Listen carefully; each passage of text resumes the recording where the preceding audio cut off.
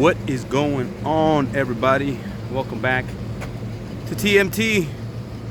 So today, got this unit right here. I'm on a commercial building. New customer called us to check it out. I suspect probably somebody else gave them the bad news already, and they're just trying to get a second opinion, even though that's not necessarily what they told me. But you know, typically that's what happens. So tell you what I found on this unit. So let me see here.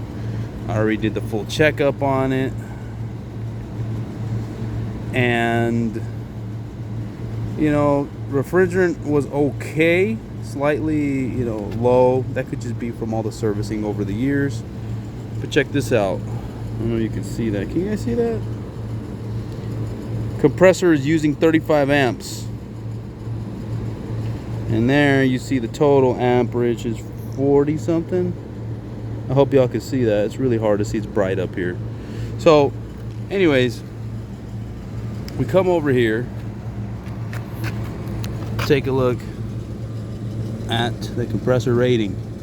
This compressor is 3-phase, so there's no run capacitor. So don't hop on the comment section right away and say something about that. There's no run capacitor, so there should not be using more than 22 amps. And of course it is.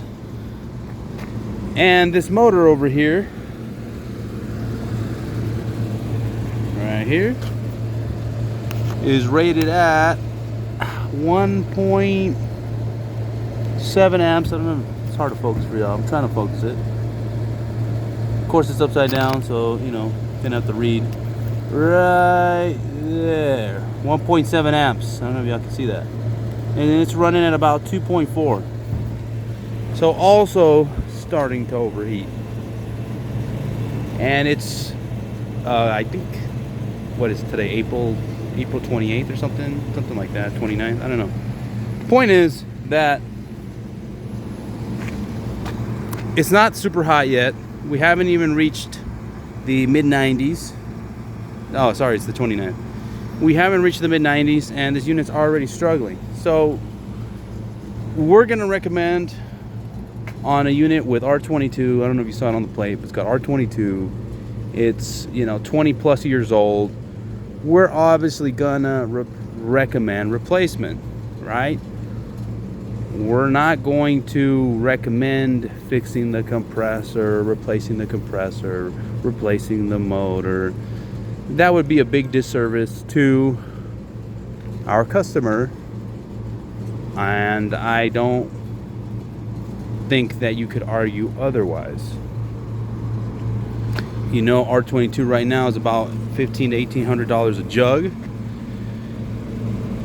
hour cost. So doesn't make sense, right?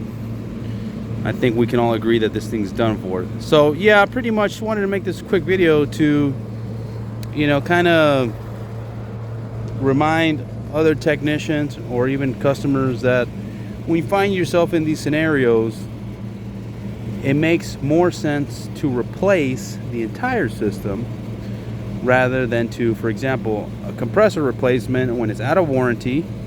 It's a commercial compressor and it's got R22, which I said is $1,800 approximately per bottle right now. So I mean, those three, you're looking at, I mean, conservatively $4,500 to replace a compressor. Now an outdoor fan motor, I don't know, you could probably $600, $800. So honestly, $5,000, and you have still a unit that's got hail damage on the coil. It's got the original blower motor. It's got the original indoor coil.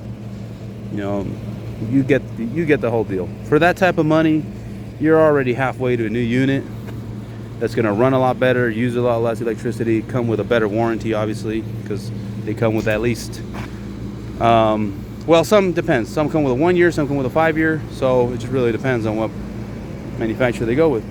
But yep, just want to make this quick video. And let me know if you know what y'all would do in this scenario. You know, would you even bring up the discussion of fixing it, like as a possibility, or not? I want to know. All right. Well, as always, y'all, thanks for watching. Like, subscribe, comment, share this with a friend or two or three, however many you want. Thanks for watching, and we will see you on the next one. Peace out.